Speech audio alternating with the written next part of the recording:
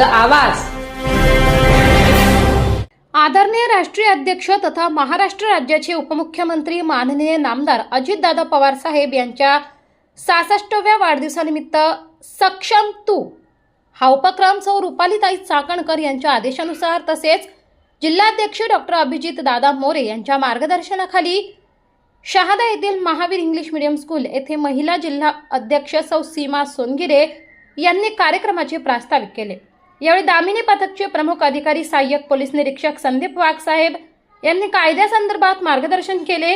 महिलांच्या सुरक्षिततेबाबत, cyber crime बाबतची जनजागृती, पोक्सो कायद्याबद्दलची माहिती आणि महिलांसाठी मुलींसाठी कार्यरत असलेले हेल्पलाईन नंबर यांची माहिती देऊन मार्गदर्शन करण्यात आले। तसेच महिला वर्गांना गीता संदेश देऊन सन्मान देखील करण्यात आले। या कार्यक्रमाप्रसंगी उपस्थित महिला कॉन्स्टेबल उषा वाडेकर, शहादा शहर अध्यक्ष नजमा मेमन, महावीर इंग्लिश मीडियम स्कूलचे प्राचार्य श्री अनिल पाटील सर, उपप्राचार्य श्री किशोर पाटील सर, वैशाली निकम, यासिन मेमन, शिक्षक शिक्षिका वर्ग तसेच असंख्य विद्यार्थी उपस्थित होते।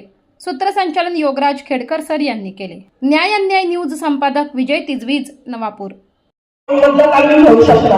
आता हे सगळं करत असताना जेव्हा आपण सोशल मीडियाचा वापर करतो तो किती सांभाळून केला पाहिजे, तशा पद्धतीने आपण काळजी घ्यायला पाहिजे, हे सगळं आपल्या सगळ्यांना आवडत असायला पाहिजे। म्हणूनच आज आम्ही आपण सर्वांना सायबर गुन्ह्यांच्या बाबतीत माहिती मिळाली। त्याचप्रमाणे मुलींना कॉलेज असो, शाळा असो, कुठे पण मुली किंवा महिला यांना जर कधी काही कोणी त्रास देत असेल, कोणी त्यांची छेडछाड करत असेल तर त्यासाठी पोलीस स्टेशनमध्ये एक हेल्पलाईन नंबर असतो।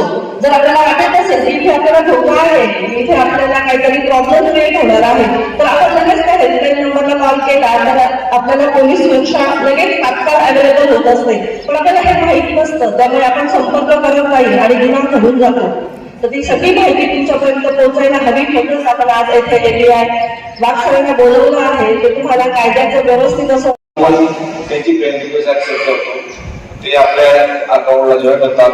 तुमच्या आपण फेसबुक वापरताना तुम्ही त्याच्यावर आपल्या कुटुंबातील सर्व व्यक्तींचा तिथे डाटा असतो।